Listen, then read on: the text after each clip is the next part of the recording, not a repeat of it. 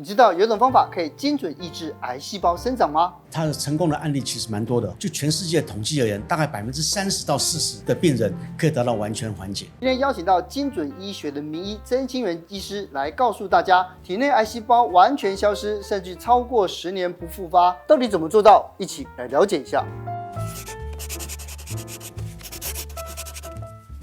最近呢，我们在演艺圈里面最关心的就是大哥沈玉琳，他因为这个白血病的关系，所以大家又重新在认识这疾病。你看到的消息，有没有很惊讶？因为他从他发病的过程，就是一开始前期的挣扎，然后到后来他心理的转折，他觉得他已经那么努力在做健康管理了，结果最后还是得到这种不好的消息。所以，我们今天呢，我们消炎经学再度邀请到曾清源医师，医师你好，医师好，你好，大家好。这个血癌或者白血病到底是什么？白血病是白血球的癌症嘛？就来源而言，可以分成淋巴性、骨髓性；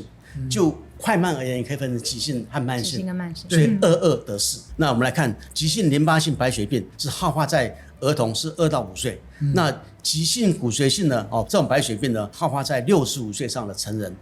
那如果是慢性骨髓性的话，这个好发在40到60岁。左右的人那这一类的病呢，我们等一下可以提到，它治疗效果很好，可以让你与病共存，所以变成慢性病。这是我们讲说与病共存，其实指的不是所有癌症，就是这个癌症。慢性淋巴性白血病呢，这出现在更老人那个上70多岁的样子。医生，我们知道，其实血癌发生之前，身体常常会有一些警讯。就是这一次，我们在沈玉琳大哥他的这个脸书上面也看到，他记录他发病之前，好像已经看到一些征兆。我们就细细来看，他说他先是无精打采，然后情绪很低落，开心不起来。他如果要在录影上面有一些效果，他要靠他强大的意志力才可以笑。然后呢，他走个10步路就累到不行了，大部分的时间他都坐在沙发上，动也不想动。那这个就是他觉得他身体已经出现警讯的前兆，所以就想请教医师说，那可不可以跟大家说明一下，最早会发现的几个症状是什么？这个时候一定要小心警觉。基本上我们刚刚提到说，它这是一个骨髓的恶性肿瘤嘛，那因此呢，我们就这一点来看，它可以有什么症状？骨头关节疼痛。癌细胞浸润不是只有在骨髓，它会扩散到脾脏，所以说左腹疼痛，就脾脏肿大，是疼痛也是这个原因。好，另外它是本身是恶性病嘛，它是一个癌症，所以癌细胞它会分泌一些激素。这些激素呢，会让你产生不明原因的发烧、盗汗体重减轻，是这些都是细胞激素它所构成的。那疲劳也是一个原因。那另外呢，它这个是白血球的恶性病嘛，所以可以看到说白血球它数目会上升嘛，所以抽血的时候呢，可以看到白血球异常升高，是对不对？那另外一个就是说，它虽然数目多，可是功能并不怎么好，所以说它反而很容易感染，感染也容易发烧。这个发烧就是有原因的，是因为感染引起的。好，那我们刚刚提到说，骨髓性的白血球它其实是个大家族，最后会分支出来红血球跟血小板那因此呢，它也会影响到红血球的数量，所以病人会贫血，会喘。他的吸氧量变少了，对，呼吸就很急促，吸不上来。没错。那另外白血球它会受到影响，所以说白血球功能它会不足，所以容易出血比如说我们走路的时候，你看我撞在一起你 OK， 我身上会出现淤青，对，这个就是血小板功能不足，这些都是属于白血病会衍生出来的那个问题这些问题呢。因此，它那个出现的次序呢，就是每个人不一样，有人会先出来这个，有人先出那一个，但没有一个它是白血病特有的，但是呢，我们出来以后呢，我们就可以了解说，都指向白血病，那你就要提高警觉，就综合了解这样对。但是呢，大家就很好奇就是既然这么注意身体，那为什么还会发病呢？是导致这个白血病的原因有哪一些？第一，性别就是男性会比女性多嘛，多差不多30%到40%不一定。好，另外一个就是年纪其实就是反映出来一个事实就是它是基因的问题，因为任何癌症，包括白血病，它都是那个基因突变的累积，那它需要时间，因此呢，年纪大的人就容易发生嘛，大肠癌也是如此的，任何癌症都如此。既然是基因的话，那么很多人就会想说，它是不是会遗传？白血病不会遗传白血病不会遗传，它跟基因有关系，它是后天造成的基因突变，它不是遗传疾病但是呢，某些遗传疾病可以让你得到白血病的几率升高，譬如说唐氏症范可拟贫血，它本身不是白血病它是一个遗传疾病，但是有这个遗传疾病的人容易得到白血病，就是关联非因果啦，不是直接造成的。没错没错。环境因素呢，我们当我们讲到任何癌症的时候呢，最常见的环境因素是什么？抽烟嘛，抽烟，所以抽烟本身就是白血病的一个很大的风险已知的风险，跟其他的烟雾有关系的就是烧纸钱嘛中元节要烧纸钱点香这些烟雾里面呢也有导致白血病的成分在里面像比如甲醛苯里面都有所以这个是环境因素那另外一个就是比这个更大的环境因素就是化学毒素，工业里面毒素那包括我们在癌症治疗的时候会用化疗嘛化疗本身也是化学毒素嘛它也是一个原因那最大的是辐射线比如说原子弹爆炸核爆的幸存者他们得白血病的机会会比别人高很多二战之后好像蛮多研究就是因为这样子对，没错那你想到这个点的话想说那我们在做癌症治疗的时候比如乳癌啦肺癌啦等癌症也要做化疗还有做放疗对不对？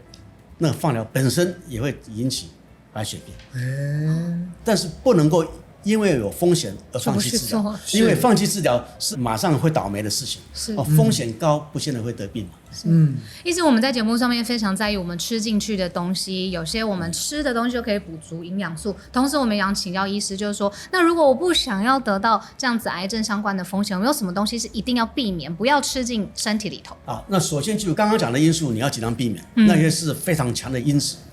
你如果都做完了，我不抽烟，我不烧香，不拜拜，什么都没有做这个事情，那饮食上你要注意什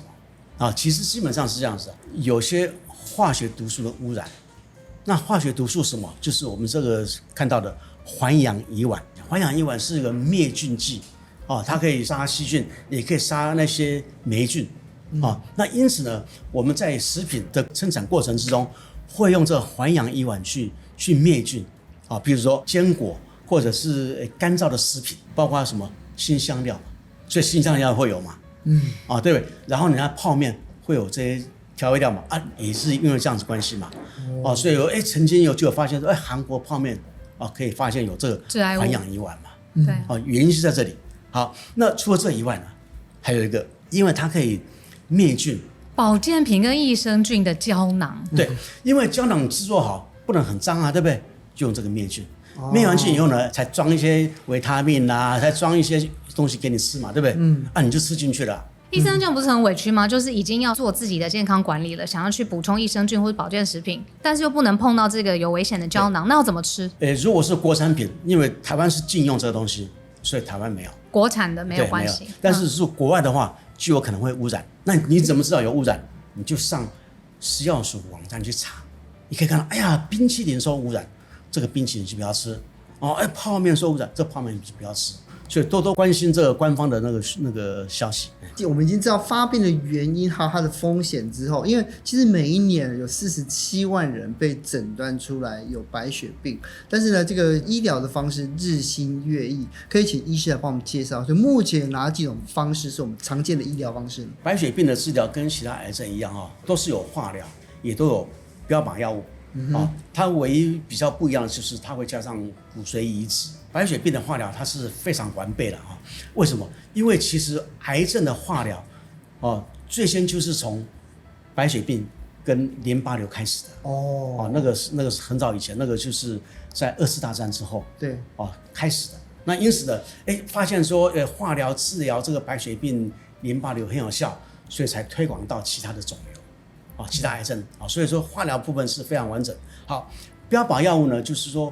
有这个基因突变，那么我们可以有对应的标靶药物去治疗嘛那因此呢，这个是现代的那个精准医疗的一个非常明显的那个功能所以这个目前关于这个白血病的标靶药物，目前已经有的，已经上市的已经有17个了所以说选择性很多，所以你要做基因检验才知道适合哪一个。那骨髓移植呢，它是一个历史相当悠久的那用在这个白血病治疗效果是非常好。通常用法就是说，先用在那个骨髓库里面去比对嘛，是不是可以适用，效果是不错的。是。医师除了这3种之外啊，今天医师是不是要特别跟我们介绍，有一种新的治疗的方式，是可以让癌末的病患出现转机，甚至到最后身体里面的癌细胞完全消失，这是一种什么新的治疗方法？这个治疗呢，那个英文名称叫做 CAR，CAR